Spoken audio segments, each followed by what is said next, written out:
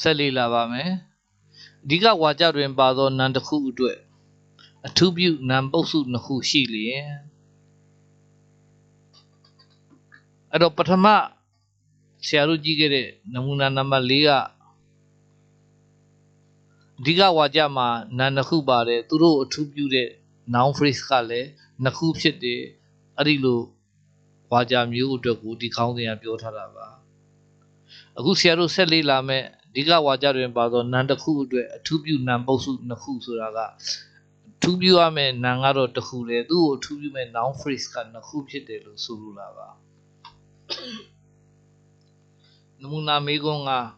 နံပါတ်1 he lived with ဦးမောင်မောင်သူသည်ဦးမောင်မောင်နဲ့အတူနေသည်နံပါတ်2ဦးမောင်မောင် is his uncle ဦးမောင်မောင်သည်သူ့ဦးလေးဖြစ်သည်နံပါတ်3ဦးမောင်မောင် is his guardian ဦးမောင်မောင်သည်သူ့အုပ်ထိန်းသူဖြစ်သည်ဆိုတော့ဒါကိုအဓိပ္ပာယ်ခြုံကြည့်လိုက်တယ်ဆိုရင်တော့သူကဦးမောင်မောင်နဲ့နေတယ်ဦးမောင်မောင်သူ့ဦးလေးဆိုတာလည်းဖြုတ်တယ်သူ့ရဲ့အုပ်ထိန်းသူဆိုလို့လည်းပြောလို့ရပါတယ်အဲ့တော့ဒါကိုဆရာတို့ကnoun in opposition နဲ့ရေးမယ်ဆိုဘယ်လိုရေးမလဲဒီဝါကြ၃ချောင်းကိုဒီလို1 2 3အပေါ်အောက်ချပြီးတော့ရေးလိုက်ပါအဲ့တော့ဦးမောင်မောင်ကဝါကြတိုင်းမှာပါပါတယ်အဲ့တော့ဦးမောင်မောင်ကိုအထူးပြုမှာဖြစ်တဲ့အတွက်ဒီမှာဦးမောင်မောင်ရဲ့နောက်မှာဆရာတို့နေရာချန်ထားပါပြီအဲ့တော့နံပါတ်2ဝါကြကိုဆရာတို့ကြည့်ပါမယ်ဦးမောင်မောင် is ဆိုတဲ့နေရာမှာ verb to be နဲ့ရေးထားတာဖြစ်တဲ့အတွက်ဦးမောင်မောင် is ကိုဖြုတ်လိုက်ပါတယ် his cousin ဆိုတာကိုဦးမောင်မောင်ရဲ့နောက်မှာကပ်ပြီးတော့ရေးပါတယ်နောက်ထပ်ဝါကြတစ်ခုအတွက်ဆရာတို့က n ဆိုတာကိုထည့်ရပါပြီအဲ့တော့နောက်ဝါကြကနံပါတ်3ဦးမောင်မောင် is his guardian ဆိုတဲ့နေရာမှာ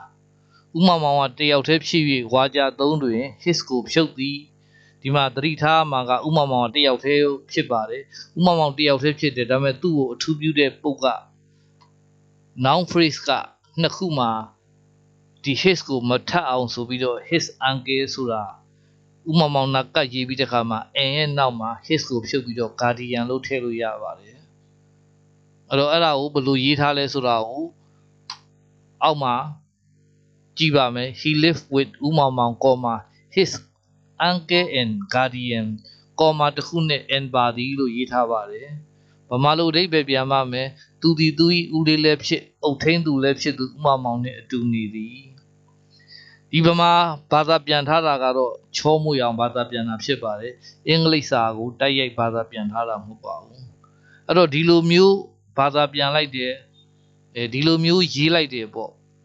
noun in opposition နဲ့ဒီလိုရေးလိုက်တာဘာကြောင့်ဒီလိုကြီးဖြစ်သွားလဲဆိုတာကိုဒီအောက်ကဝါကြကိုမကြည့်ပါနဲ့အပေါ်ကနံပါတ်1ဝါကြကိုပဲကြည့်ပါအပေါ်ကနံပါတ်1ဝါကြမှာ noun in opposition ဒုတိယဝါကြတတိယဝါကြဖြုတ်တင်တာဖြုတ်ပြီးတော့မြားထိုးပြီးတော့ရေးတင်တာရေးလိုက်တယ်ဆိုလို့ရှိရင်ဒီအောက်ဝါကြဖြစ်လာမှာဖြစ်ပါတယ်အောက်ဝါကြကိုအရင်မလေ့လာပါနဲ့အပေါ်ဝါကြကြောင့်အောက်ဝါကြဖြစ်လာတာပါနောက်ပြီးတော့အထူးပြုခံရတဲ့ဦးမောင်မောင်ဆိုတာလေဒီ he ရဲ့ဦးလေးဖြစ်တဲ့ဦးမောင်မောင်ကသူ့ဦးလေးလည်းဖြစ်တယ်သူ့ guardian လည်းဖြစ်တယ်ဆိုတာဖြစ်တဲ့အတွက် his ကိုနှစ်ခါမသုံးစရာမလိုတဲ့အတွက် his ကိုဖြုတ်လိုက်တာပါ